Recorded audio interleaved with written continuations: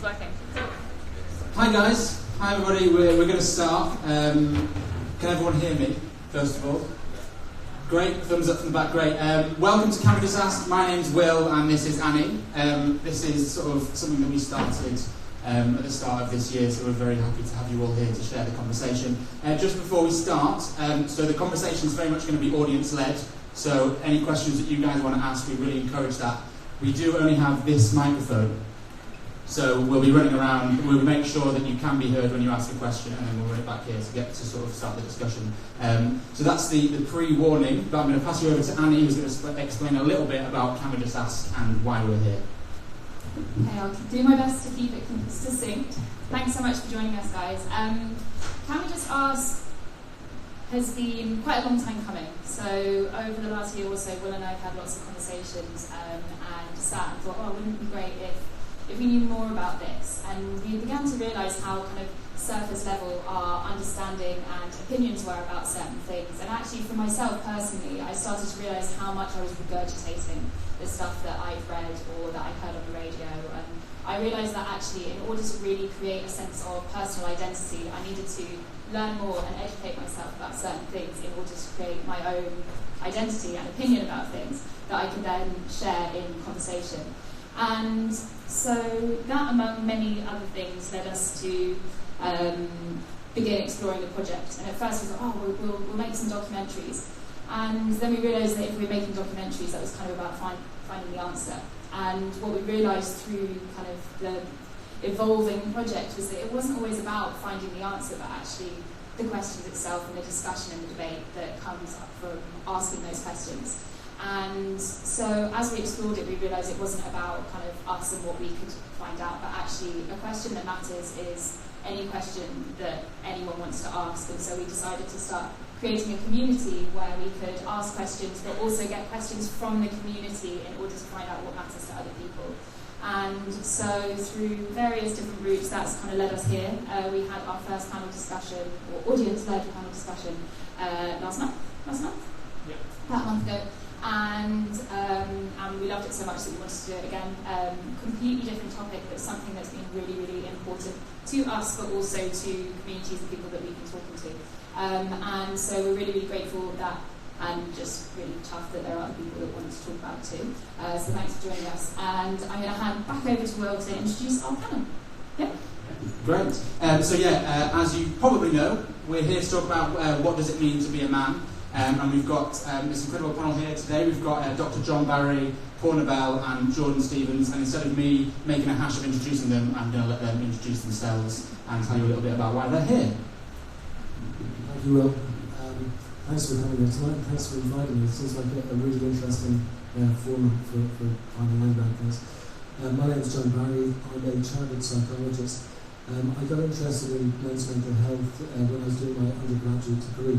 We focused quite a bit on my undergraduate degree in social psychology on looking at women's depression, and we only spent very few moments talking about men's suicide, even though men commit suicide 3 times more than women do. And it struck me at the time that we didn't really do it much justice. It should have been explored a bit more.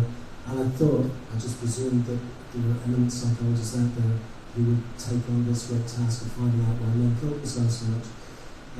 Over the years that didn't happen, so when I found out about somebody who was trying to set up a group of people in the British Psychological Society, I was really keen to get on board. So from there we set up the Male Psychology Network, and what we do is we try and explore these issues such as why men commit suicide, so much more to go for substance abuse, so much more do women do.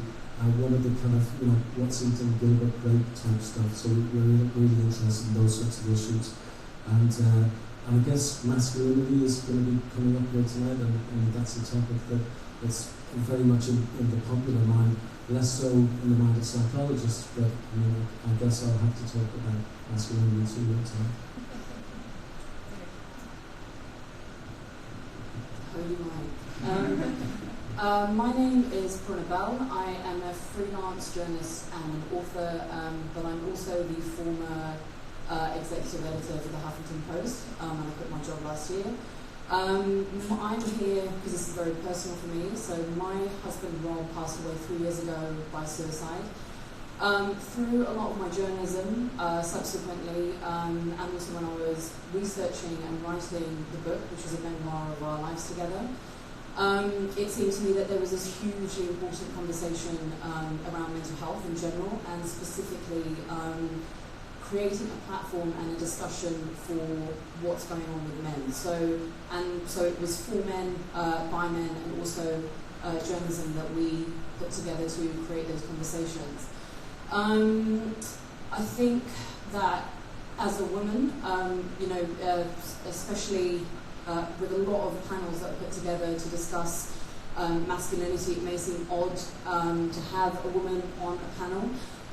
But I'm of the firm belief that if we are going to have a balanced conversation about this, then you kind of need to have both genders. I'm very much of the belief that we have to have both genders when it comes to feminism, and I think that it's critical that we have it when we're having discussions like this. So that is it from me. Hi, I'm Jordan Stevens. I am best known as one half of Grizzle Kicks. Since then, I've done some other kind of weird shit. We had a band with my dad, the Wildhood. Actually, that was wicked. Anyway.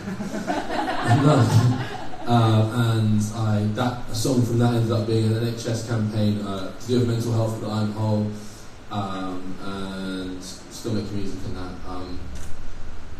and acting, a bit of acting. But the reason I'm here is because I wrote an article last year for The Guardian,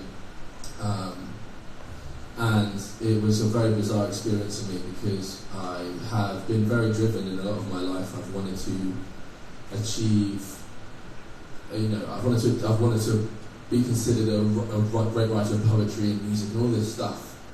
And actually, I went through a really traumatic breakup, and it forced me, or I chose to actually try and face my stuff I've been running from for a long time head on, without falling into coping mechanisms and whatever else. And what I found was kind of quite, I'd say, heartbreaking, and it seemed to resonate with a lot of the stories I'd heard in the media and with people around me, a kind of lack of compassion I felt in myself, or a misunderstanding of how I perceived love, all this kind of stuff. So I wrote an article about toxic masculinity, and I didn't coin that phrase, I actually used it in reference to myself. I felt that I projected a lot of my own pain into relationships and, a kind of form of ignorance, I suppose. And yeah, I swear to God, I didn't get asked to write the article, my uncle suggested I do it because he thought the writing was decent. And it went viral, and I started getting all these messages from a lot of people close to me, and a lot of people have been affected by, I suppose, a lack of emotional responsibility or a lack of availability to share that emotion. I was in a lot of pain at the time, actually, so it was weird for me having got my voice across at a time when I wasn't meaning to, and I suppose that's taught me a lot about life too, about vulnerability being an actual form of connection, perhaps greater than any other. So yeah, that's why I'm here, and I look forward to speaking to you guys. Thank you, guys. So I guess it would be fitting to start the conversation by asking, what does it mean to be a man? So, John? Answer the easy question. Well, I guess as a psychologist, lots of people study psychology. We know that we take different perspectives on human nature and behaviour, and so there's probably no one answer to what it means to be a man. There's various explanations. Maybe we could take a kind of a cross-cultural approach and say that men express their masculinity differently in different cultures. But we could also bring a biological perspective into it and say, well, there's some consistencies in the way that men express themselves in different cultures that seem to be related to biological things, such as testosterone, which is, some people think that testosterone is like some sort of poison, but actually it's just, men and women have testosterone circulating in their bodies, and it's quite a healthy thing. So I think one of the key things about the question, what does it mean to be a man, is the word meaning, because I think it's important in terms of mental health to have some meaning to your life, to be able to invest something of yourself in a way that's important into the world and do something that you think is positive. And I think that if you take that sort of approach to it, what does it mean to be a man? Again, we get lots of different answers. It's whatever gives you meaning for yourself about being a man. So there's so many different ways of doing that. I guess people, there's as many ways of doing it as there being a man as there are people. I guess in that perspective. So I'm not the kind of person who's inflexible about what it means to be a man. But I think as part of the popular conversation about masculinity, we often get the point of view that it's just about socialization, that it's just it's shaped by culture and it can be reshaped quite easily by other means. I don't think it's quite as simple as that. I think that if you are, for some people, you will be able to kind of change your behaviour, change the way they feel about themselves quite a lot. But I think there's probably something about our core self that's related to our gender, and I think that's much more difficult to change. And in fact, you might argue, why would we want to change core aspects of people's gender? And because it's an important part of their identity. So I'm kind of, I suppose, somewhere in the middle of the whole nature and nurture debate, as it were.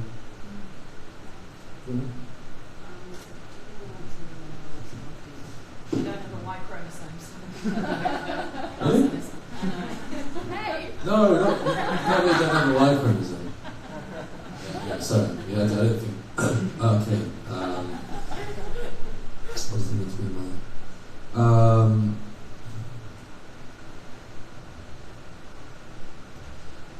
I feel as though there's a base level in that there are physical differences between men and women, and in that respect, something like physicality, strength, not strength over a long period of time. I mean, like literally, like lifting things, whatever the muscles, capabilities. These kind of things differ, and for that reason, I think there are jobs, as it were, that genders are more interested in, and there's some studies surrounding guys apparently being interested in things and women being interested in humans. I don't know. For me, I believe that there's a responsibility from a human being to just kind of be what they think is authentic to them, and it's often the parameters surrounding the terminology that becomes a bit bizarre, because it's confining, and it goes back to the debate about the nature-nurture thing. I feel as though, like, well, one thing I want to say is I think an exaggerated version of a man is interesting to me. Like, in the back of my mind, I'd say, like, an idea of what a man is someone who lives up here, I'd say, like, lives in the mind. It's like, it's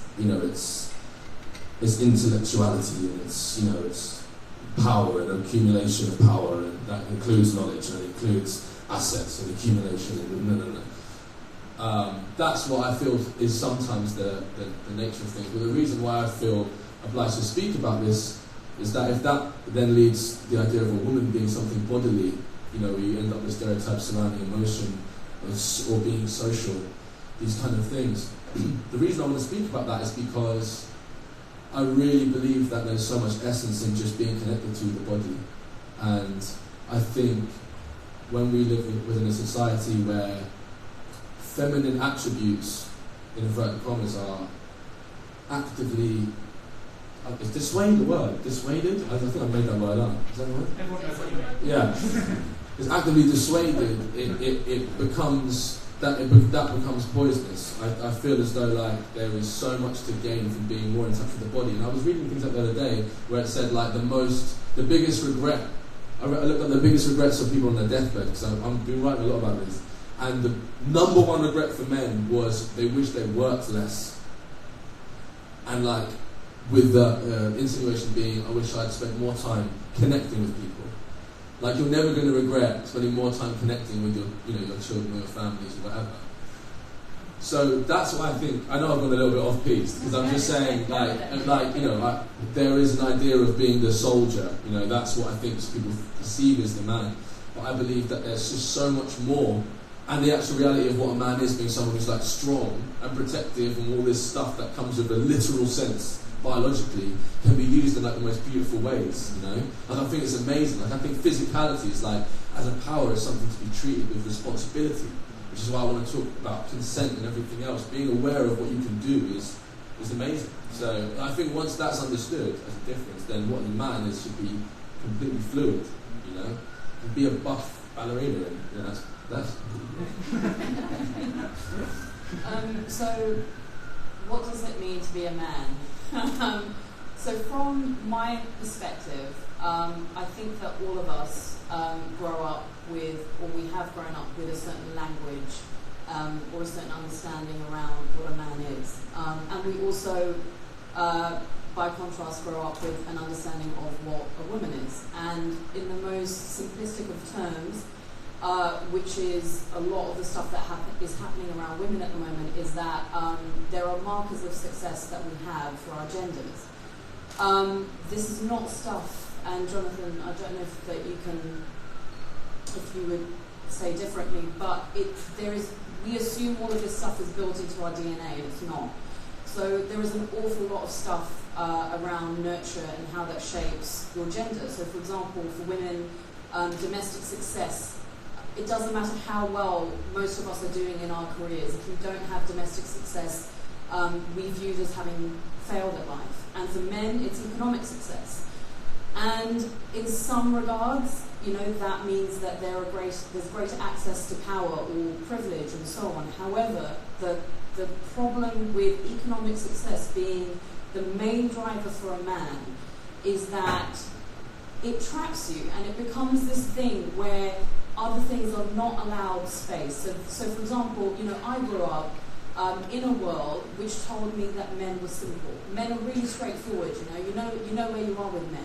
Sorry, but that's absolute bullshit. Like, men are complicated, and you have layers, and you have feelings that run beyond what's currently on the surface. And I think my understanding of men now is that there is so much about a man that seems to be locked away behind this wall, and the permission is not given for that stuff to come in front, because when it is, it's not necessarily treated in the kindest kind of language by men or women. It's not really understood, and that's even if you as a man allow yourself to let that stuff come through. So for me, a big part of I think like dealing with when Rob passed away was how the fuck did things get to this point? Like, how did things get to this point where this guy, who I knew so well, knew him the most out of everyone in the world, get to this point where, and as so many men do, which is why that statistic is so high, which is you think it is better to remove yourself from the situation than to come out from behind that wall. And I think that speaks to a huge problem that we have around how we grow up understanding men. I'm saying this from the other side of things, and conversely, how we then deal with men in our lives. So, how my dad, for example, has conversations about things about what's going on with him. He has conversations now because we have spoken about it openly. If what had happened with Rob hadn't happened, I don't think we would be in the same position. So, for me personally, I think that with men, we are looking at a time where I think that there is a lot constricting what a man actually is. I think that there is an idea of what a man should be, there is the reality of what a man actually is, and we kind of have to get to that point where it's in the middle and it's an open discussion, because at the moment, they aren't, and we're seeing the symptoms of that, whether it's addiction rates, incarceration in prisons, suicide rates, and so on. Great. Great. So at this point, I want to see if there's any questions or statements or anything anyone wants to ask. Anyone itching to ask a question? Yes, we've got a question there. Yeah, so I mean, one question I had as well about what it means to be a man is I think in particular about Me Too and about consent, and the sense I get is that collective responsibility for sexual harassment, sexual misconduct is being laid onto all men, and the message to me is, as a man, part of what it means to be a man is to pay down the sins of people like Harvey Weinstein, Jimmy Savile, and all the rest of it. However, I don't actually have a record of that sort. So what can I do as a man to stand in my, I mean, obviously I have to watch myself, but what can I do to, what can I do to hold myself up, really? So, does anyone want to take that? Yeah. I think your responsibility is just to be a lovely, wonderful human being. That's how I can perceive this. I think the whole idea of feeling as though it's your responsibility to bear the burden of an entire gender is, I think, a little bit misconstrued, because that we've occupied a lot of space, I think, as a gender, and all one can do is understand that space has been occupied and not be threatened if that space has been if we've moved away, if we're allowed for other people to speak. But one thing I will say in my mind when I hear you say that is I really feel like we're in a time where we can see so many things, like we instantly all voices are so immediately available to us, people's thoughts and feelings and fears and anger and everything. And I often have to pull myself in and just be like, the first port of call always is to just be great to people close to you. And as long as you maintain that every day, as long as you allow space and treat everyone fairly and give everyone the time and love that they deserve, then you're doing the most fantastic job you can possibly do. I've just got a couple of very quick things. So the first is, do know that there are women that understand that this is a difficult thing. I've got a few friends, for example, who have sons, and I don't have kids, but I count myself as one of these people who believe not all men. And when I see people having a conversation that just calls all men trash or whatever on Twitter, I have a dad, I have very close male friends, I have cousins and family members who are not like that, and I think it must be really hard to be in that space as you are and to feel like you're being tarred with the same brush or you're being shouted down and so on. So there are women out there who do know and who do acknowledge this and kind of gunning for you. No, wait, that was the wrong word. Rooting for you. But rooting for you. But on the other hand, I would say that from a lot of women who are on that other side of things, who have experienced sexual harassment and who have unfortunately witnessed some of the actions of bad men who are being brought to account, is if you are a guy who's not a bad guy, maybe just be aware of the smaller things. So if you're with a group of mates and someone's kind of being a bit of a sexist prick, just say, you know what, mate, actually that's not, because unfortunately this is all accumulative, and this is how this kind of behaviour has got to the place that it's at. So other guys not being called out for being, I remember when I was at university listening to my guy mates being really disgusting about other women, and I didn't say anything, and I'm a woman. Or if you see someone being picked on, just sort of standing up for another woman, even if you're a guy, goes a hugely long way. But that it's kind of like little things as well. And that conversation is changing, I think, and that anger is kind of dissipating and it's distilling into a bit more of an articulate conversation, I think. Yeah. So. Yeah. Sure. Well, I was just saying part of healing. Yeah. So kind of people got really angry, and now it's like, now we need to discuss next steps. That would be great. If it was part of the healing, that would be fantastic. What anger? Well, this particular thing, I think the negative portrayal of men that we often get, like we often get, like when you think of men these days, it's hard not to think of somebody who's a rapist or a bully of some kind, because that's the way men seem to be portrayed. As a psychologist, I would say that that's quite dangerous. It's quite a dangerous message to be sending to men, because whenever you tell people you're at least potentially a rapist or you're potentially toxic, you could go bad at any time given a dodgy life experience. I think there's something you might have heard of called self-fulfilling prophecy. I think a lot of guys just end up thinking, well, fuck it, why don't I? I'm just shit anyway. I'm just going to shit all over everybody because that's who I am. And I think that's a really dangerous negative message. What we need is more kind of positive messages about men. It sounds a bit corny, but highlighting some of the men who are doing positive things. And there's plenty of them. It's easy enough to find. And challenging, I think, the idea that men are rapists, men are bad, because we get the message. I've never been amongst a group of guys who thought that it was okay to sexually harass or rape a woman, and I've never, maybe I'm sort of just mixing the wrong circles where I can see it or something and being a bit dim. The right circles. But it's not considered a good thing to be an arsehole. It isn't. And I think sometimes banter can be an okay thing. It can be a bit misconstrued. I think if people get a bit sensitive to the idea that men are going to be nasty and dismissive and say derogatory sexist things, I think you can say it's a kind of an innocent joke as being a bit more malicious than it was intended to be. And I think at the moment we're probably living in a time where there's a lot of, I think, unnecessarily sensitive people who often take to Twitter and social media and cause a big outcry.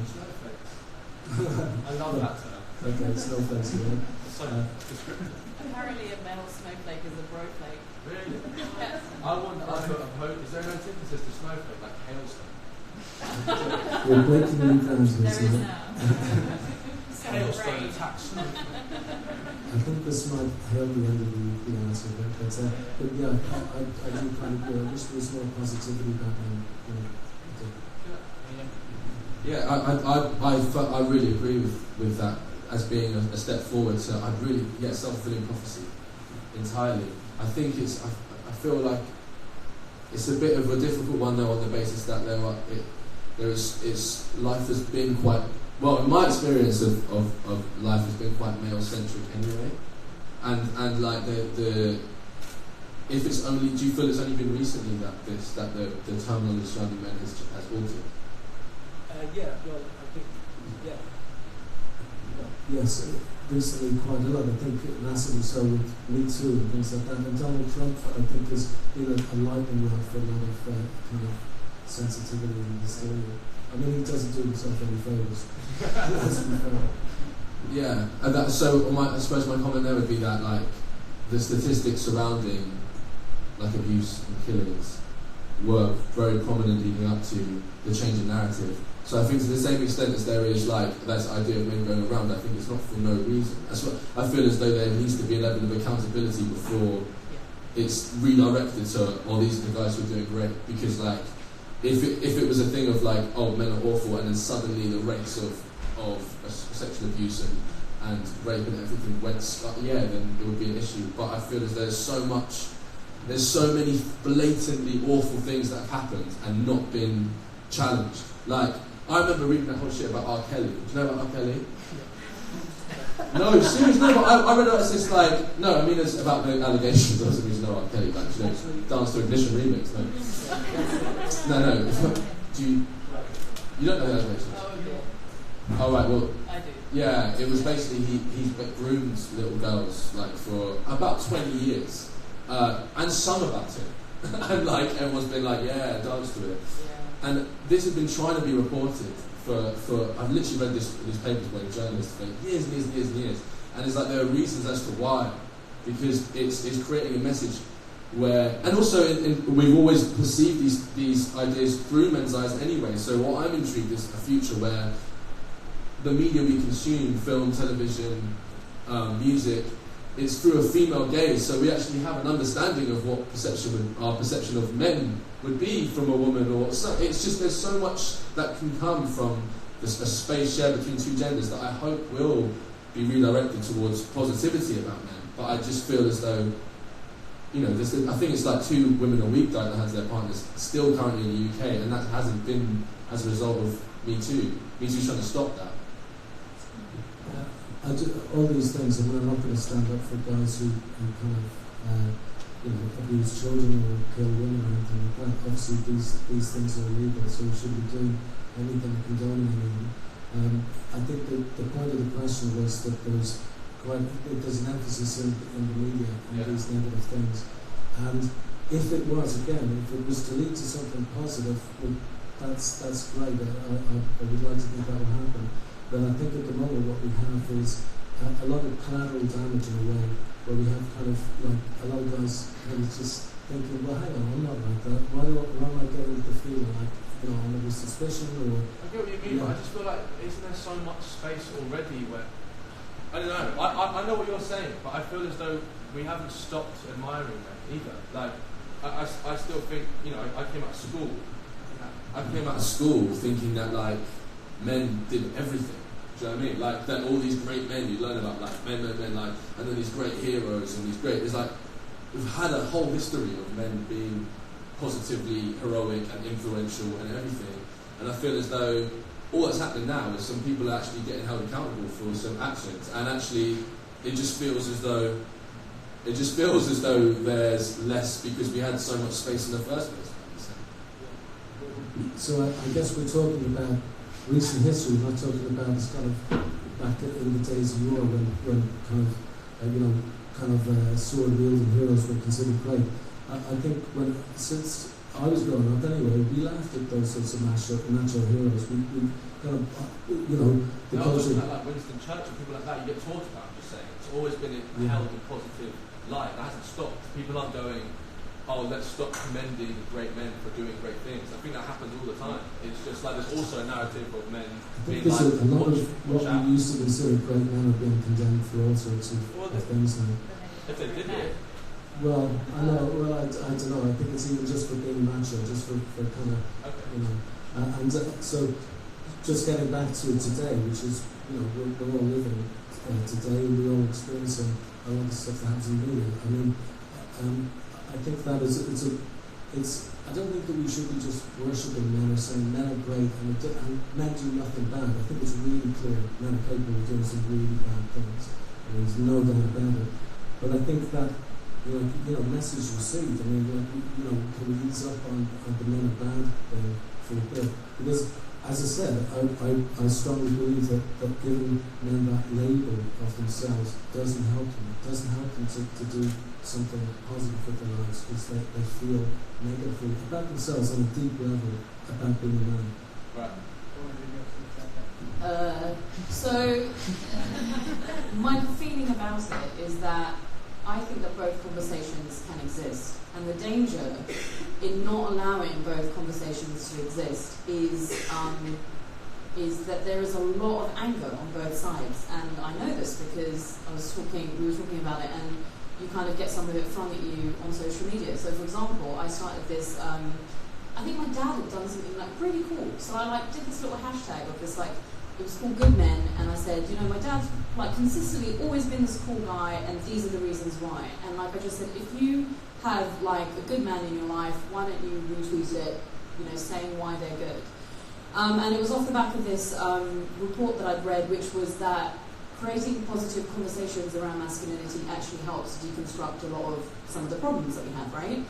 Now, there were some women on Twitter who did not take very kindly to this and retweeted it and basically were just which I'm not saying, Jordan, that's what you're saying, but was we've got enough, don't men already have enough, this is a terrible idea, they shouldn't be congratulated for doing the bare minimum. And I was like, well, that's, I'm not saying my dad picked me up from the train station, I'm telling you about some pretty deep stuff. Anyway, however, So what that taught me was just that there is a lot of anger on the side of women, and it is justified, and it has been building up for a really, really, really long time, and it's going to take some time for that to dissipate. However, on the flip side of that, we have to start having this conversation about men, and we have to start having positive conversations, because also men, I can't remember what study this was, whether it was like one of those dodgy like 1,000 people studies, but like they did they did this kind of like snapshot of what like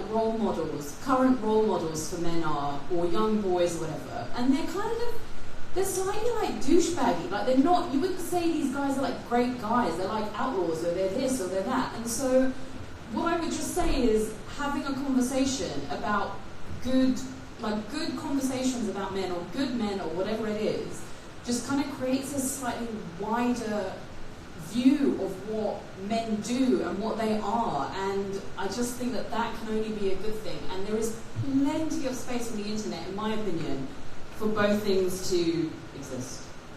Thank you. Has anyone got yes? Oh, lots over here. I do. If someone's struggling with their mental health, at what stage in the process should they go to a professional? So I think if it's a physical illness, it's very obvious. If you've got a big swell on your neck or whatever, and it's not going away, it's not getting better, they need to go to the doctors. And how do you recognise even someone else or yourself that is at a stage in professional help? Let's take this one. You should take maybe two. That's a good idea. Then I don't have to run so much. There was another one here. Is there anyone that's got a link? No, whatever. I think when you look at like history, and you look at like all the great men, it's because winners write history, and men are winning, so they're writing the history, and they look all great, and whatever you want to do until you do some more studying. I guess the thing that you look at now that we're sitting here in 2018, and over my life, I'm 33, vulnerability equals weakness. As a man, you're either taking advantage of the situation to win, or you're getting taken advantage of and you're losing. And as a 33-year-old, I'd say I grew up, I had two parents, they were both loving, I didn't have like a huge traumatic experience that would have furtherly impacted me, but just being a part of society, to be 32 years to kind of begin to even address the situation at all. So, and obviously everyone here is addressing it at some point, or else they wouldn't have shown up here in the first place. But how is this more than just like a grassroots, meaning like, okay, some person after X number of time decided yeah, it kind of sucks the way women are treated. Why do I have to be this, why can't I be vulnerable? Does it take that, or how does the conversation actually expand versus just being a never-ending, small groups talking about it? Because at the end of the day, if back in when we were animals, it's what is your job as a man? It's to freaking procreate, and you need power, and you need status, you need something to be able to have your family live on. So now we're here, and it's that still doesn't technically go away. If you find a woman, she's going to have a baby, and there's a certain point that she can't work, and you do need to take care of a family, you need to take care of it. So it's kind of that isn't going away. So how do you actually have a conversation about it? Yeah. Okay, so either or. Should we take one more question and then move forward? No, let's just I don't know if I can remember. Okay. So one on recognising health, and one on kind of managing that sort of the actual physical thing of there are times where you're going to have to step into that traditionally male role, and other times where actually you can. How do you manage the two of those? So on the mental health side of things, when I was doing research for the book, it was very interesting that, for example, if you have depression, men self-stigmatize at a much higher rate than women. So what that means is when it comes to going to see a doctor, it's going to take a lot for you to go and see a doctor. And also, let's say, not to disparage the NHS, because it can only do as much as it can do, but around mental health, it's extremely slow. So usually when you have reached the point that you're ready to engage with the NHS, things might be quite acute, or you need help quite quickly, and slow is not the right word, because it's just unbelievable. When you're dealing with people that, for example, may be presenting and they might be suicidal and so on, and how long it takes from that point to go see a therapist. However, I mean, I can only speak from, Rob had depression. He was 36. That was the first time he actually went to see a psychiatrist, and he had chronic depression, which he had had since he was a kid. So, and he kind of went because we had a conversation about it, and I just said, things do not really seem like they're going very well, and he had spoken to a GP and so on, who had put him on some antidepressants, but it took that conversation for me to just say, you need to go and see the doctor, for him to go and see the doctor. I don't know if he would have done that on his own. But what I probably would say, had he gone at a much earlier age, I'm not saying the outcome would necessarily have been different for him, because I think it's kind of impossible to say, but I do know that the earlier that you can engage with help if you're suffering with a mental illness is hugely, hugely important. So, I mean, I guess by the time he passed away, he would have been struggling with depression for about 20 odd years, which is a really, really long time. And what a lot of people who are trying, especially if you're a guy and you're trying to cope with mental health problems, is that you develop your own coping mechanisms, and quite frankly, most of them are shit, because that's why there are more male addicts than there are female addicts, because that seems to be the better route rather than having to go to the doctor, which is just absolutely heartbreaking. So I kind of rambled there. I don't know if I'm going to hand this actually to the professional. That did make a lot of sense, actually. And just to clarify, I'm a chartered psychologist, but not a clinical psychologist. I'm a clinical hypnotherapist, so my knowledge of clinical psychology is a bit limited. But I think for guys seeking help, as you say, very often they get sort of questioned by their partners into seeking help. That's a common kind of route for men getting mental health support. Guys tend to experience depression a bit differently, or express it, I should say, depression a bit differently than women. If we are talking about depression, they might not be able to be very in touch with, I don't want to say not in touch with their feelings, but they might not be aware that the way that they're feeling is about depression, because they might be feeling numb, they might be feeling angry or irritable, they might not be sleeping very well, they might be off their food or eating too much, or drinking too much, smoking too much, doing those sorts of things. They might just feel a bit off, but they might not call it depression. Some people talk about kind of a male presentation of depression, which is different than women. Women tend to, and again, we're talking about generalities, like you might say stereotypes, but in general we could say that women, when they're depressed, they're kind of easier in a way to deal with for the NHS, because they will go and kind of seek help, and they will want to talk about their feelings, which is what we do in kind of our standard sort of therapy. They want to talk about the feelings, and they'll feel better for having done so. The whole system is set up in order to cater for people who can't seek help and then talk about their feelings. Men tend to, although men can really benefit from talking about their feelings, men tend to not really want to do that, as we all know. And part of that is about not wanting to appear vulnerable, not wanting to appear weak. And I think we can either, one approach to this is saying to men, you know what, just get over yourself, just stop being such a natural idiot, and come along and speak to this person about how you're feeling. That's not what we tend to do as psychologists for other demographics and for other situations. We tend to be more client-centered, and we tend to kind of say, okay, if somebody feels this way, they're showing this behaviour, and they're not looking like they're going to come along and talk to somebody, what can we do about it? What can we do to meet that person where they're at? Rather than forcing them to already change in order to come along and get some therapy, which they'll be on a massive waiting list for anyway. So I think we're kind of making things a little bit difficult for them to get mental health support. I think, again, and this is from some research that we've done with the Male Psychology Network, and from speaking to a range of therapists and asking them about any gender differences that they've noticed in their practice. And they have, the feedback that we've got is that by and large women, when they've got some mental health and emotional problems, they do want to talk about their feelings. That's what their activities want to do. For men, they'll tend to do almost everything else other than talk about their feelings, although talking about their feelings might be the thing that really helps them the most.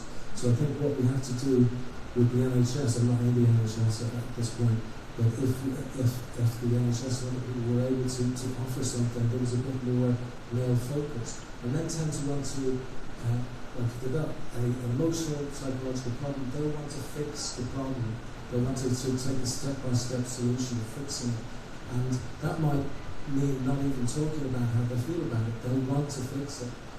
So what you can do is offer guys in the first place, maybe here's a way of fixing a problem. And then maybe saying, actually, while you're here, if you want to talk about it, we can do that too. And that sort of approach, I'm told by people who work a lot with men in therapy, that seems to work quite well. So men noticing, I think also having a more gender-sensitive approach to mental health services will help too. I think we're especially in academia, we're kind of trained to think that it's wrong to see the differences between men and women. We're trained to think that actually, no, we're really all the same. There's more similarities than there are differences. And by and large, that's absolutely true. That will work for most things. But just, I think we have to have some sensitivity to gender differences, because sometimes it can really let us down. Like we'll end up with a one-size-fits-all type of treatment for people. And you know what? Like the guys might like it, they're not going to turn up. And then they'll end up, drinking themselves. It's stupid. They'll end up getting into a fight. They'll end up in prison. They'll end up losing a job. They'll end up homeless. They'll end up all sorts of things. And part of it's our responsibility as mental health professionals. We have to sort of just be, show a bit more, I think, empathy, just sort of step into the shoes of these people and kind of try and see the world from their point of view. That's what we normally do anyway. For some reason, when it comes to men and mental health issues, we're not so good. It could be because men, when we have mental health issues, we tend to act pretty badly. So we don't sort of sit and cry and sort of be looking for a cuddle or anything like that. We tend to sort of get a bit nasty and aggressive, and we reject that. There's ways that we could be creative about getting guys to get more on board with seeking help, like by saying, take a risk, seek some help, take a risk, talk to somebody about how you feel. But that's going to be a challenge to you. Rise out a challenge, take control of your feelings, don't bottle it up. That's not going to do you. You're going to let down your friends, let down your family. We need to be more subtle, we need to be more creative in how we deal with men's mental health.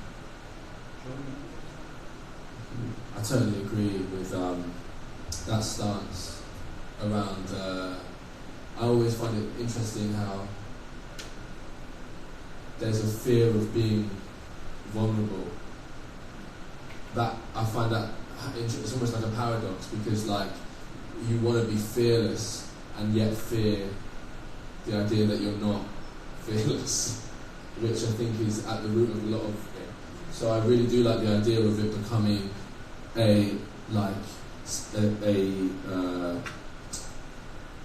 what I'm looking for? It builds you. It's to be encouraged to it being like a testament to their own existence.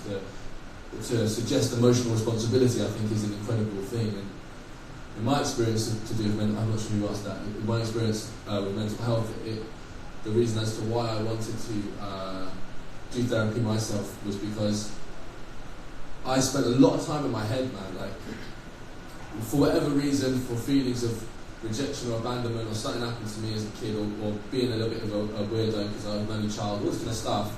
I suppressed it. I was like really good at suppressing it. My therapist said I had a really effective sadness suppression technique, whatever. I'd like kind of think about it, forget about it, make a joke about it, move on. And like the reality is that exists in you, and it will come out. Like it's physical. When I went to do intensive therapy, I've had physical bodily reactions to this stuff. So I suppose the point at which I I would look to seek help would be, the moments in which you feel as though something's affecting your life and you're not quite sure what it is. And that comes out in, I'm drinking a lot. A lot of my friends I speak to, I spoke to a friend recently, he had a couple of glasses of wine on the train. And I said to him, like, as a friend, not as like some pseudo-therapist, I was like, why are you drinking now? I was like, for it, And he was like, well, I don't know, he was after the meeting. And I was like, ever wondered why you drink? Like, I swear, man, in about 20 minutes, he actually agreed to see a therapist. Like, it was a real thing, because it was like, it suddenly wasn't so fun, because it was like, oh, actually, I've lost control of something. And that's I don't think any differently of him. I fucking love that conversation. I think this is what we're all pushing towards. And yeah, I totally get it, the whole thing about vulnerability, especially if you're built up in certain environments, where it's like, it's almost like the second you feel rejected or abandoned, or put yourself in a situation where you've appeared weak in front of people, the biggest fear is that people will then leave you. That's one of my biggest fears ever. It's like, if I'm like really sat there and go like, yo, man, like, when you didn't reply to what I said last week, I actually kind of broke my heart a bit. And they're like, sweet, don't hang with you. Like, that's my worst fear. Like, so on a very serious level, over a period of years, you build up this kind of defense mechanism where you're like, yeah, well, I don't fucking need these people anyway, I'm totally cool in my own space, like, no one gets my own fucking space. Like, and for that reason, I get that, and I understand that way of living, and in some environments where love is almost a luxury, you understand why it's almost like a discernment of that emotion.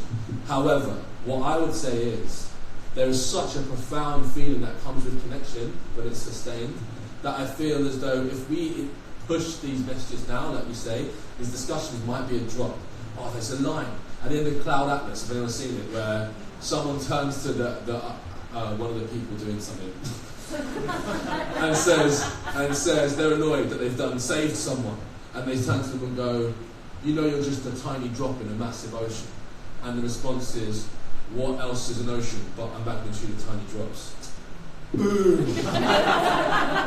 So it's like, these kind of things will actually make a difference going forward, because it's like, Black Panther's an example, amidst it being like a great thing racially, and it being like a diversity thing with Marvel. The stance of that guy, like he has a very strong female representatives around him, and he's very democratic the way he deals with things. He's like a very responsible, loving, has a good relationship. Like, it seems we don't notice it, but these are the kind of messages going forward.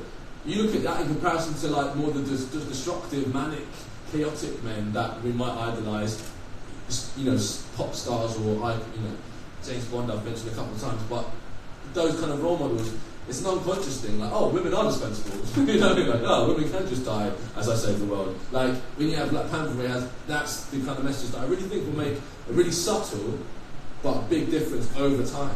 Do you know what I mean? Like, I just want more role models who are just like actually sound people. Like, it doesn't come with this excuse to just be, I think we can fall into a world of chaos and us be allowed to do so. But when you create an idea where it's like actually your responsibility to be like really strong emotionally, strong being in touch with your emotion, and that meaning being daring enough to be vulnerable, then you'll see a shift and everyone will be well housed. Was that your question around the how we change this conversation and whether? So I think like part of it is like that definitely needs. Yeah. I think part of it is like that definitely needs to happen, like the drop in the bucket sort of thing. Yeah. And I guess the question is how does it? How does it seem appealing? I guess it's almost like, how does that start when everything is pushed at us daily, condition us to the exact opposite of that? Yeah. So there's like the easy thing is like, am I going to lose a friend? But then literally like if you're at work and your job is to win accounts, yeah, the strongest person wins the accounts. You show a tear in the office and it's like, that dude's a pussy, I'm not going to give him the biggest account. Or you're at a car dealership and like some rich dude comes in and it's just like, you want to send the strongest, most baller person to go communicate with them. So it's like everything around, as we're trying to have these conversations, everything around society is still telling us, we need you to be vulnerable, but you can't be vulnerable. Yeah, but it's not about that. So, what I would say to that is, like, we're all in a room discussing men. This is not an event that would have happened 3, 4, 5 years ago. So change happens, but it's multifaceted. So it has to come from men, it has to come from women, it has to happen at like company levels, it has to happen politically, it has to happen at every entertainment industry, whatever. But the fact that, for example, you have like the royals who are backing. When I was starting out with this campaigning stuff around men, it was like banging my head against a brick wall. So I was very lucky that I worked for a website where I basically could say what was going to happen because I was kind of the boss. But like, which was great. Yeah, but and I was very lucky to be in a decision-making position like that. But I also know that when I was trying to like do stuff to talk to people, other publications and so on, no one kind of really wanted to know. So I was very lucky that I had this platform. But like fast forward to 2018, it's incredible how many people want to have this conversation. Like the conversation is happening because people want to engage with it, and I think are getting ready to talk about it. So for me personally, I think just as it is has the stuff that's happening with women hasn't happened overnight. This is decades upon decades of work, right? That's like kind of changing that conversation. So that's personally for me what's happening around men. I think it's hugely encouraging that people are talking about this on national TV or like national publications, and it's not just like we'll do it on International Men's Day, do you know what I mean? So, which people still think is made up, but it's 19th of November, which is great. So yeah, so we... What? We want more. Yeah. Well, it needs to be a daily thing. It's not like, it's like International Women's Day. Like, women's rights isn't like a one day a year thing, and neither is what's happening with men. Just to talk about that the thing of vulnerability, I think it's very tempting sometimes to say, well, I've had this sort of set of ideas inflicted on me that tell me I've got to be tough, I've got to compete, I've got to be a winner, and I can't be vulnerable. And that the solution to allowing a bit of vulnerability into it is to get rid of that set of beliefs. I think we have to be a bit careful because I think a lot of things like kind of gender typical ways of thinking, I mean, they've come about not because they've just been imposed from the top down. I think there's a certain amount of kind of bottom up there. I think there's evolutionary forces at play there. And the solution, again, based on psychology, is to just kind of, instead of saying, I've got to be tough, I've got to win, I can't be vulnerable, I can't show weakness, is to change it. This is based on work by Albert Ellis, it's called Rational Motive Therapy. Instead of saying, I should do this, I should be like that, you say, look, I really, really prefer it, I wish I could be that winner, that tough guy. But you know what? The fact that I'm not isn't absolutely awful. It doesn't mean I'm a total loser. It might mean I'm not sort of Captain Marvel or something like that. She's actually got. Is it? Okay. So, turn my role on its head. So, it doesn't mean that I'm not Captain America. Is he still a book? Captain America still a book? Oh, yeah. Okay, so the fact that I've lost this account, or I shed a tear and somebody saw me, and it doesn't mean I'm a complete loser. It just means I'm a fallible human being, just like everybody else. We're designed to be imperfect. I mean, no human is perfect. So you build into yourself a slightly different set of ideas that will sort of make the kind of masculinity type ideas less of a burden. Introducing flexibility into an otherwise rigid system and helps a lot. Where does that idea come from, though? If you're that kid who thinks the first time he cries it's the end of the world and he's never going to get a job, and that's perpetuated by all of society. Like, how, if he doesn't have someone like you to tell him that, how does that first thought We need more people like me.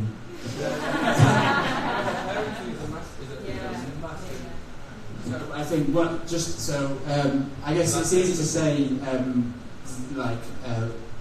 we should tell ourselves this and that, but if we're seeing it in the media, if we're seeing it at work, and if we're seeing it everywhere, we can tell ourselves that all we want, but it's getting sort of, I imagine it's getting sort of repeated to us what society views as that, which I suppose is the sort of point. So. Yeah.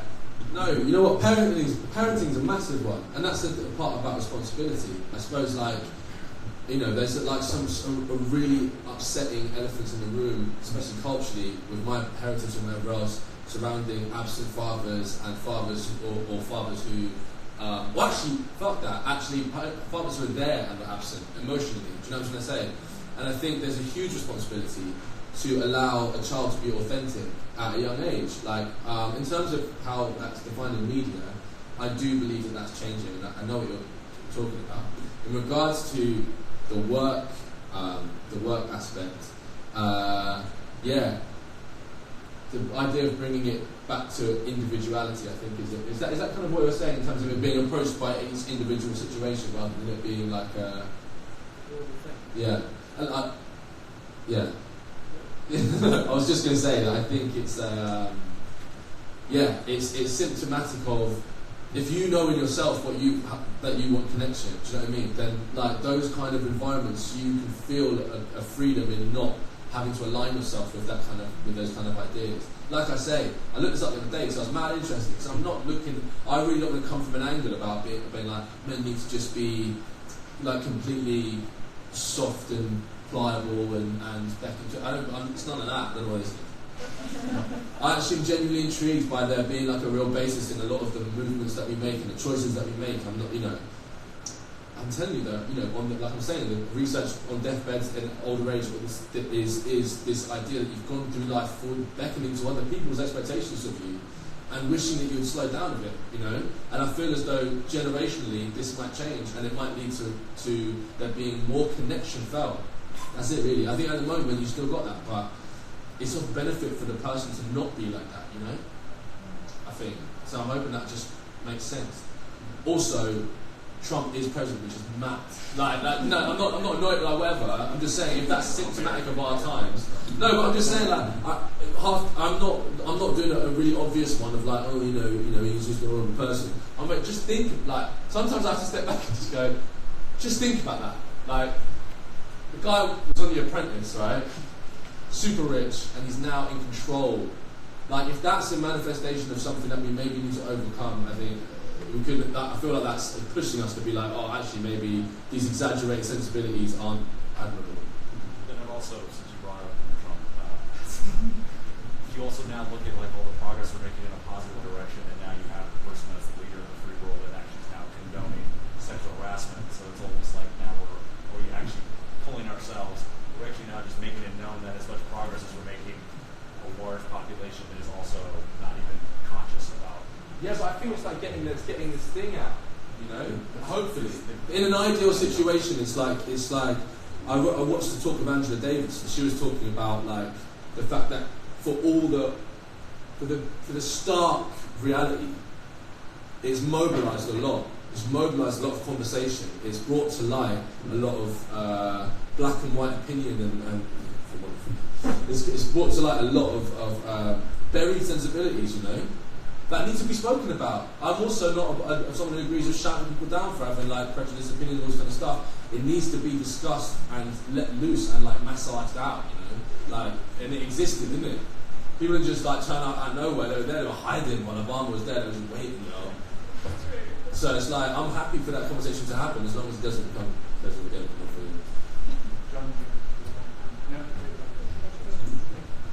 We've got any? Yeah, we've got a couple.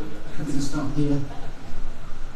We're kind of talking about the role that the media plays, and you're saying about how we're talking more about this and to talk about your mental health. However, if you kind of look comparatively at the portrayal of like the male experience, and we were saying earlier with the whole Me Too campaign, you've got these males portrayed as rapists or whatever. Like, I know it's a really broad statement, it's completely not true at the same time. But then you've got the female experience, which is, as we say, the Me Too campaign, where they're the victim, or the issues around equal pay, or they've got issues around body image, how women's bodies are portrayed in the media, and all that issues that they've got. It almost validates the fact that they could have some kind of mental struggle. However, that's not present for men. Do you think if we talk more about male issues in the media, it would address that issue, since males are often seen to be suppressing their feelings around the problems that they had? If we put them out there more, do you think that might help them talk about their mental health?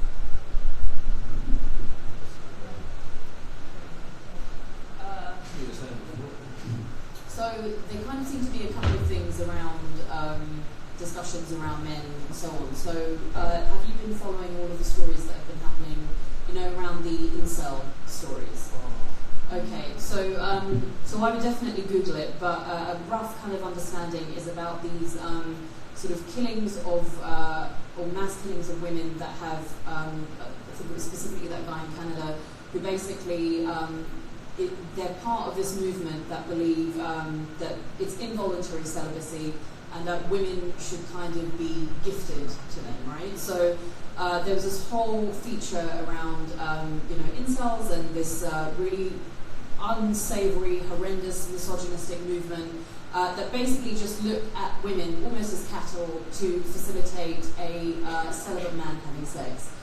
And you then had all of these opinions, opinion writers and so on, some very prominent American publications who, written by men, basically, and actually, I don't want to kind of say Rod Little, but it kind of seems like the kind of thing that he would maybe talk about. But like, there were also opinion writers in the UK who basically, in this very indirect, weird way, were kind of trying to justify possibly that ideology that that women should occupy this role, right? And that causes huge kind of uproar, and sort of female opinion writers took to the papers and websites to explain why this was wrong or not the case, whatever. Now, whichever side that you sit on, that kind of debate is really, really important. So, for example, traditionally in newspapers, there's a high percentage, and there's a gender bias in newspapers where, for example, men are the ones portrayed as figureheads of authority, or the people in power, and then you kind of have like a reality TV star is like the woman who's on the front page or whatever. So basically, there's a very insidious bias which feeds into why we look to men for authority, etc., and why we think women are frivolous and their kind of main function is to be a showcase for boobs or whatever.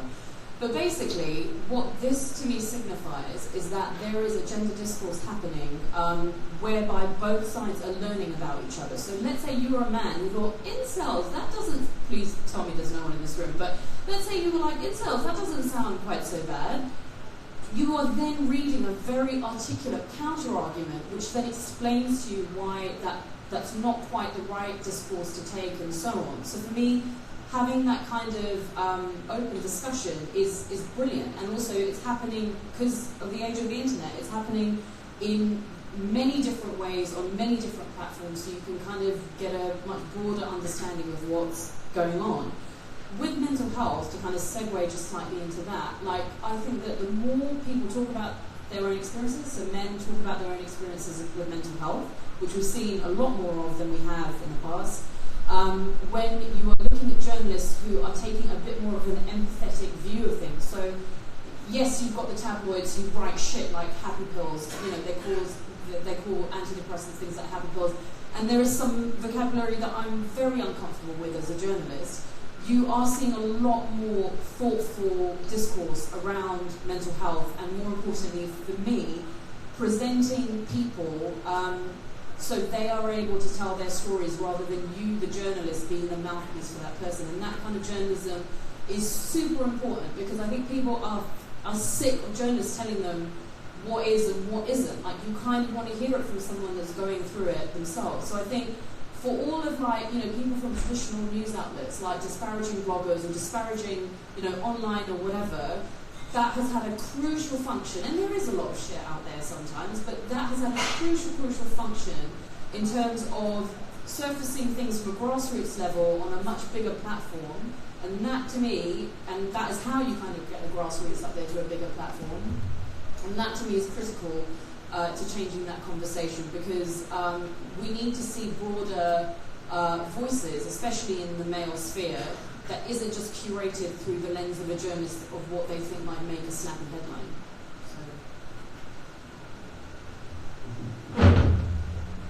Okay, there was another question behind here. We're going to go back here. Still? Yeah. Thanks, Will. I know you quite well, so what you're about to hear, I'm quite sorry.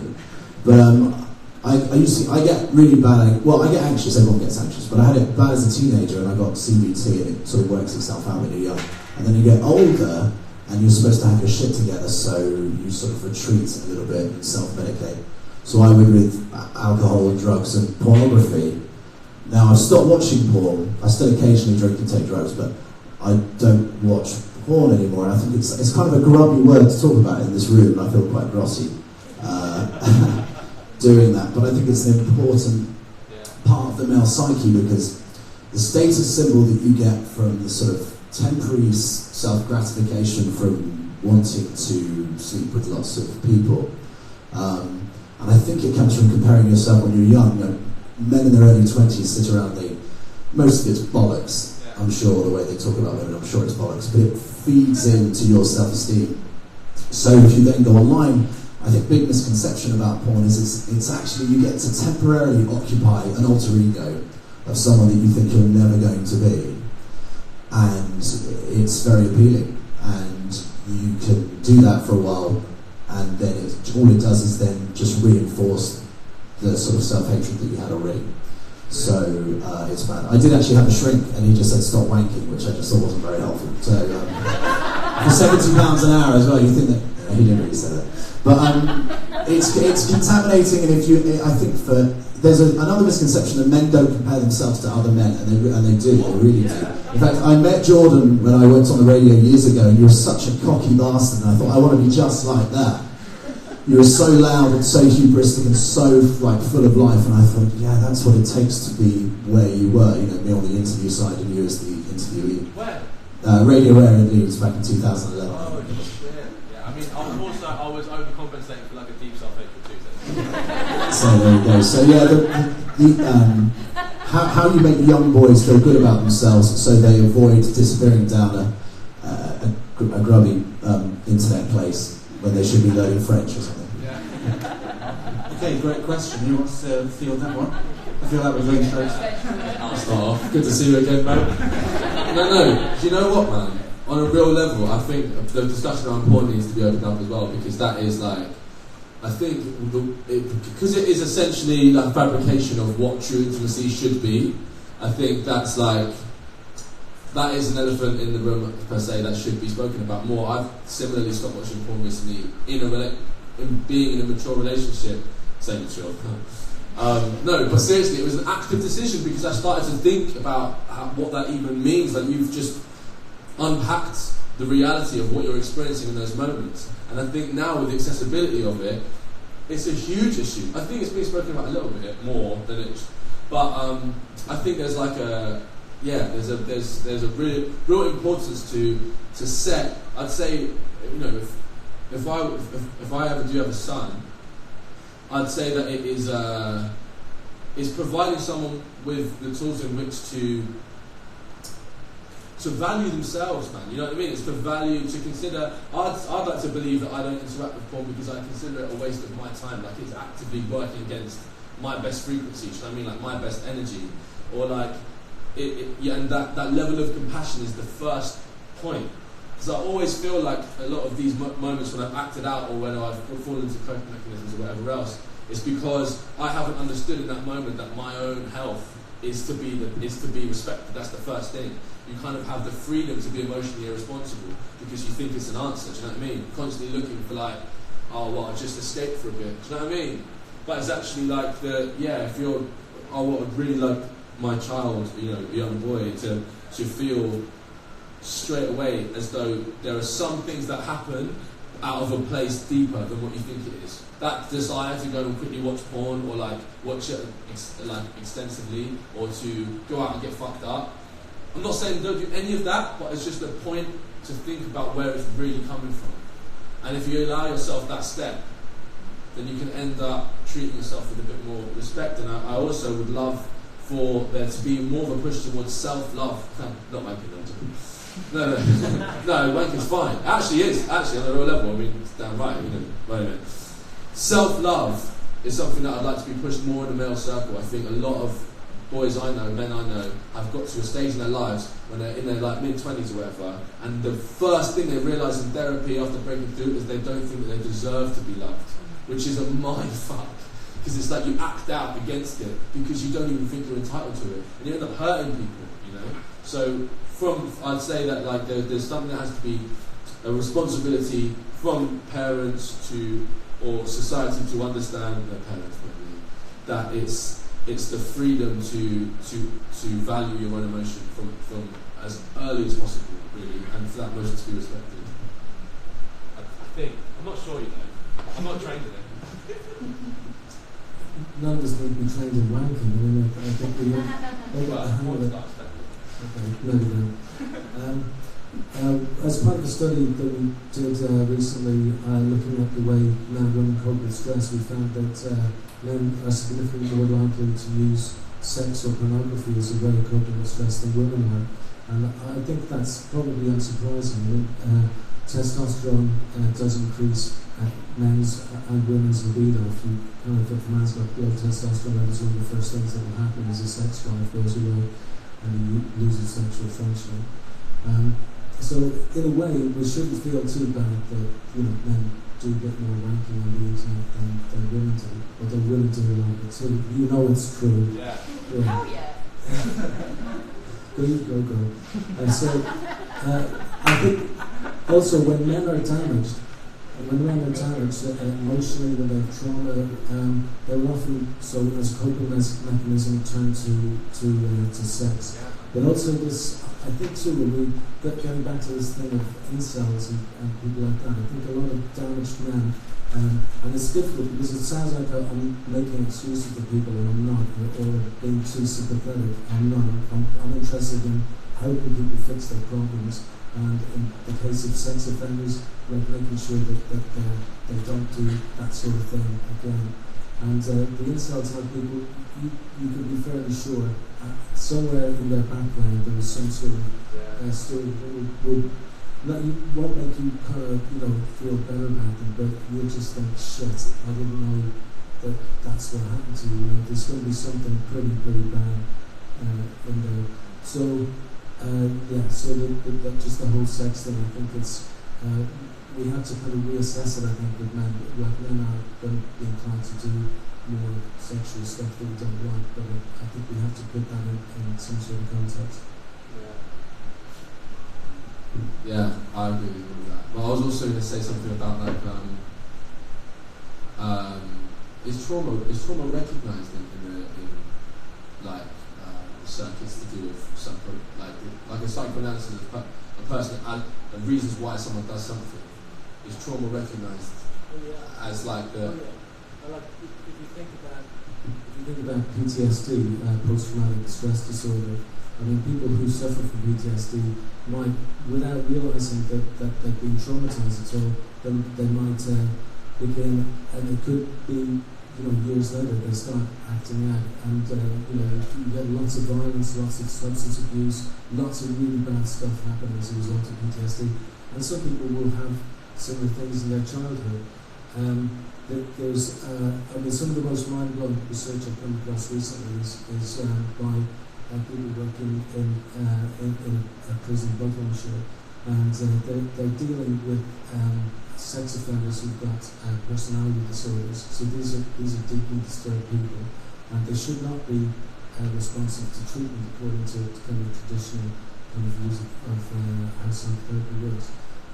But in fact, there has been progress being made with these people, and what they've used is not CBT or kind of any of the kind of male-friendly type things, but they've used therapy based on healing childhood patterns of dysfunctional relationships. So they go back to the very earliest relationships that they've had, like with their mother or their primary caregiver, and found a way of making them function, because there's been some pretty messed up stuff happening to them in the past in those relationships, and that's, I mean, I don't know if that explains that every person who's has that sort of behavioural sort of issue, but I suspect that there's maybe a lot of that stuff going on out there, and I think women behave differently. If women have been, say, suffered child sexual abuse, they will act out in different ways. So men will tend to, or boys will tend to sort of become more aggressive, become more antisocial. Girls can too, but it's usually a little bit different, a kind of a toned down version. Also, what do you call me, cocky? You know what though? Genuinely, after having done a lot of work on myself now, like my erratic behaviour is actually from trauma in a weird way. Not to make it dark or anything, but like a lot of that sparky, bright, bubbliness, arguably ADHD, which I know is a contentious issue. People have told me I was born with ADHD. I know there's a lot of research suggesting I'm born with the ability to have ADHD, but it's actually triggered by me deciding to isolate myself mentally and confront the pain of the situation. That can be as small as my mum being stressed. Do you know what I'm saying? So it's interesting that you've even mentioned that something which is almost like, I suppose, of overcompensation, a very like, notice me. Do you know what I mean? I mean, the point is, I got depressed too, so it's all good. So it doesn't. There's all these fluctuations, and I really believe that like a greater understanding. If I'd had a greater understanding of how I was even feeling, I might have actually been a little bit more calm. Not that I was annoyed with myself for being sparky, but like, my God, I was turning into a pop star. I did it almost because I was overworking, because I was so afraid of friendship. And then I had all this kind of newfound power to deal with. I had loads of fun, and then it was a bit terrifying. But I just thought I'd add to that. I do remember. I think what's kind of we keep coming back to is that there's this the stereotype that a lot of us have grown up with about what it means to be a man, and actually what its meanings that in trying to live up to that stereotype, there's a lack of space for vulnerability for men, and that lack of invitation is perpetuating the issue and creating kind of all of the suppression of the trauma, like Jordan said, rather than allowing the sort of space for healing. But in that invitation to be vulnerable, with that being extended from man to man as a clear way to sort of encourage each other to connect with those kind of things. But when we look at feminist issues, we're inviting men into the conversation more and more. What responsibility, Poorna, do you think women have in opening up this opportunity for vulnerability in men? That's an interesting one. Well, I think that the question was, what can women do? What can women do to support that invitation? Okay, how am I going to fix the whole of mankind? Yeah. No. So I think that taking it kind of slightly further back, I think that there is a lot of unpicking. I don't think it's women's responsibility to fix this entire thing, just to caveat that. But there's a lot of unpicking that women have to do around their expectations of men. And I give you this scenario around a first date with someone, okay? So I'm probably going to be going on a first date with someone next week. And someone said to me, he's going to pay me, right? And I was like, what? I was like, why? I said, tell me. And I've written this huge piece about the gender pay gap and around how women need to own their ambition around having money, and why it's really important because women are a firm part of the workforce, and our ambition needs to be taken as seriously. And I'm like, are you fucking kidding me? We talk about this, and my friends talk about this, and you're asking me to go into a first date scenario, and if the guy doesn't offer to pay for the whole thing, he somehow failed this test. And I said, I said, tell me why. Like, tell me why it is important to you for the guy to pay. She was like, And I was like, do you or me not have a job and earn our own money and pay our rent and blah, blah, blah? And she was like, yeah, but. And I said, and she didn't have a reason. And so I think a lot of it is asking ourselves as women why we have the expectations that we do. So, for example, my husband and I used to have a dog. Guess who picked up the dog shit 99% of the time? It wasn't me. So I was like, well, that's your job. Like, that's what guys do. Like, all kinds of shit. Yeah. And I was like, but where did that come from? Like, why was it okay for me to leave the really heavy or literally stinky task to him? Just because.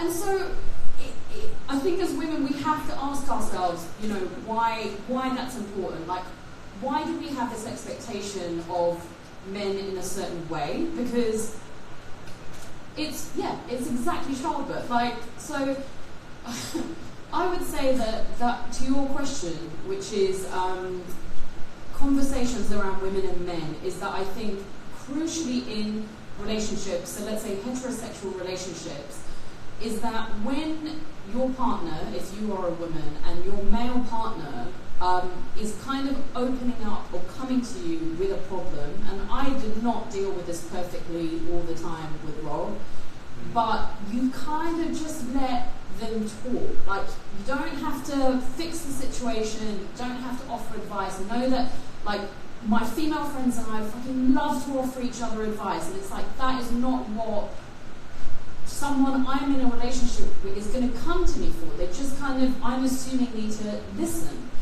And especially if they start crying, you know, it can freak you out at first, because I don't know about you, but like, a lot of people didn't have dads that cried. I mean, I'm slightly different. Like, my dad cries all the time.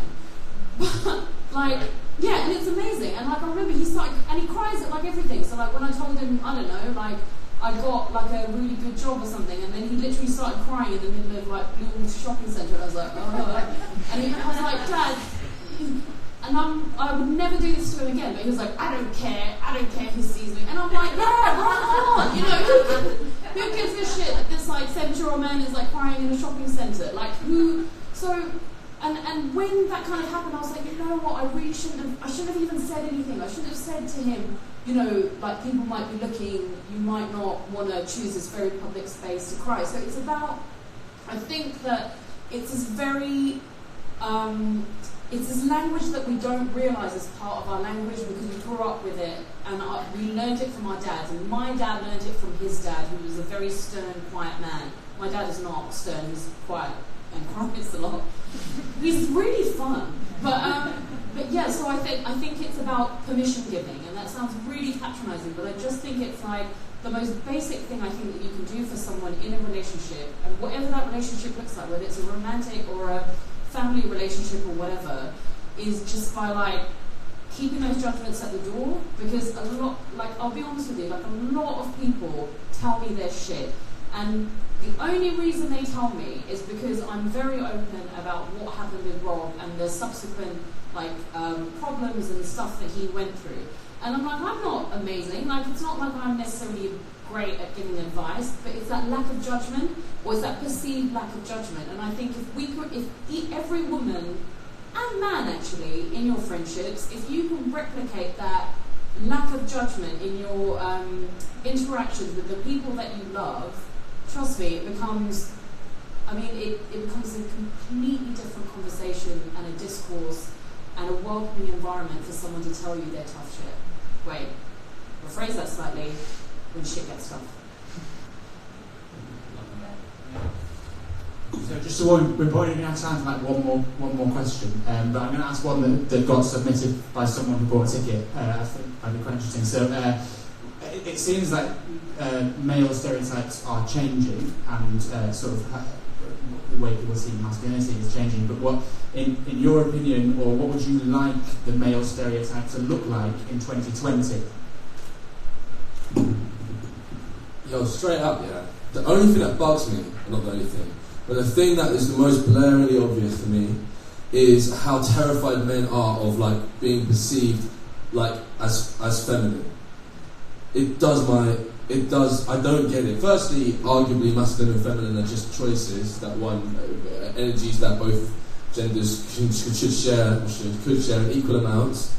But like, I still don't understand how there's a dialogue that involves gay as a derogatory term, pussy as a derogatory term. Like, there's so much insidious language, or the fact that like I've felt it in myself. Like I could even talk with amongst my liberal friends and pretend that we all would be happy, snogging each other and whatever else. It's like actively there's been points where I've wanted to, like, say for example, we live in a society now where a woman can put on like a football kit and get like championed. Do you know what I mean? A woman put on like a big baggy t-shirt and then like, oh, it's wicked, she's tomboy, it's my type.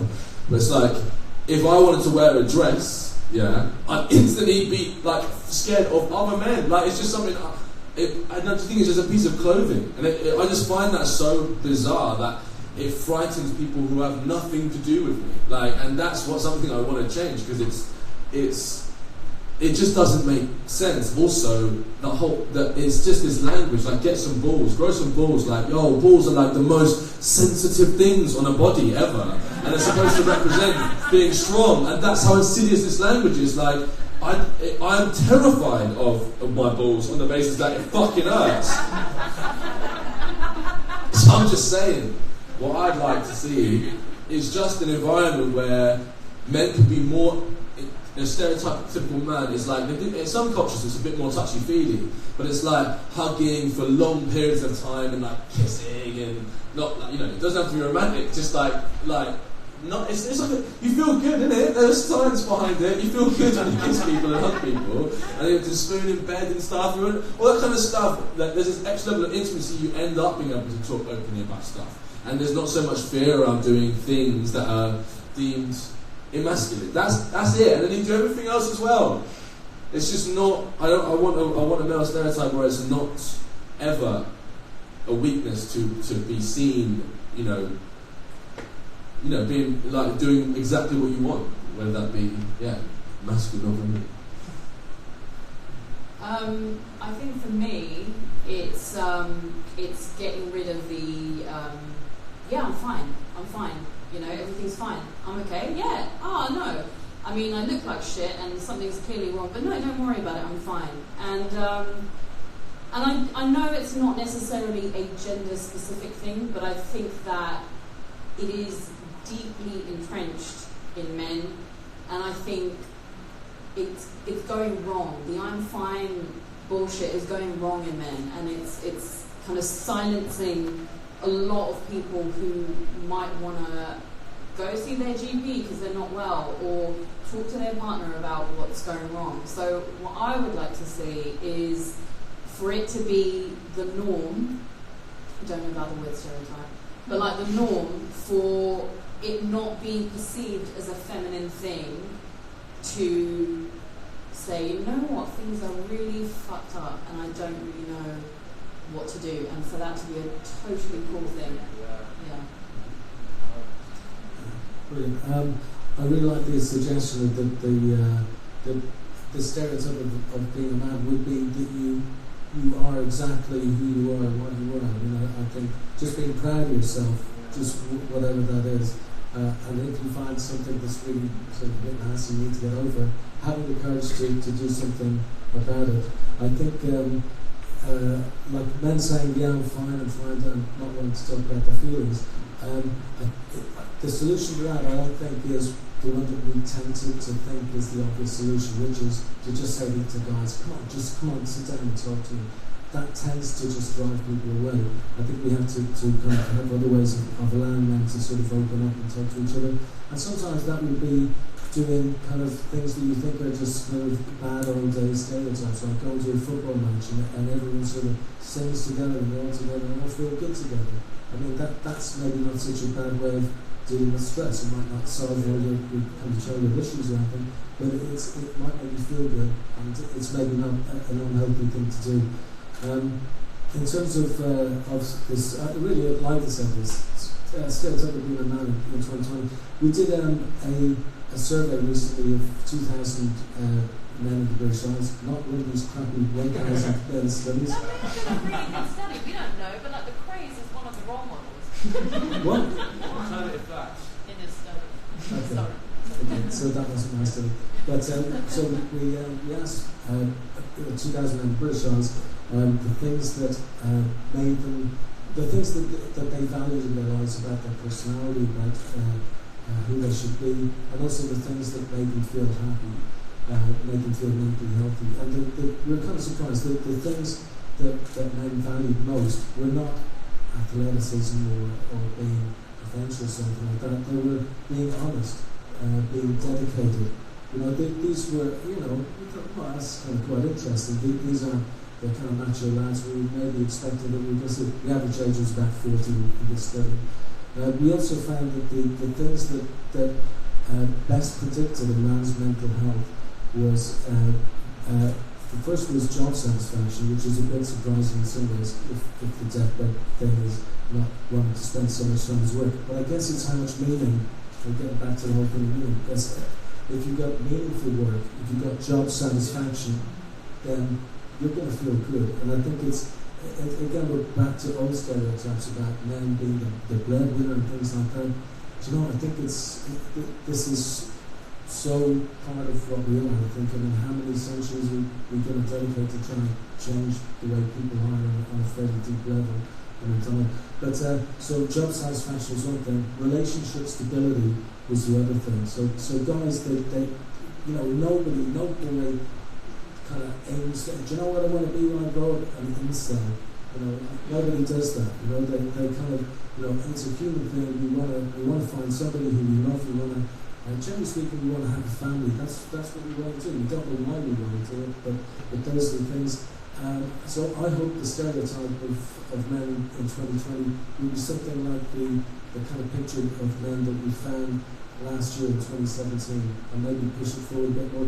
Maybe have more men in frocks hugging randomly people. I think we'll have a whole new aspect of Me Too. I think if that happens, I think that we should aim for something positive at least. Anyway, that's what we should aim for.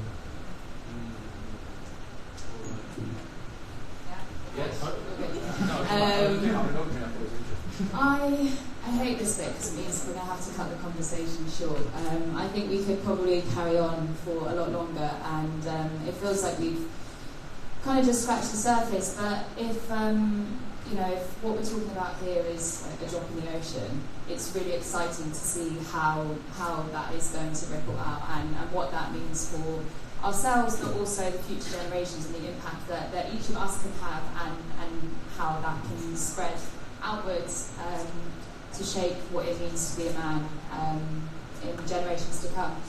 We would love to carry on the conversation online. The whole point of these events is to kind of start the conversation, and I don't think we've done this before, but I'm going to go with the hashtag of Can We Just Ask. If anybody wants to kind of keep chatting online, we would really love for everybody to continue sharing. If you've got questions that you didn't get time to ask, we've got pens and paper over there. You can write them down. You can also hashtag Can We Just Ask. But most importantly, I just wanted to say a huge thank you to each of you for joining us, to our incredible panelists for sharing their insight into the topic, and to Mindspace for hosting us, and James and Eddie for giving us a hand as well. And I think that's everyone. Is that everyone? Honestly, guys,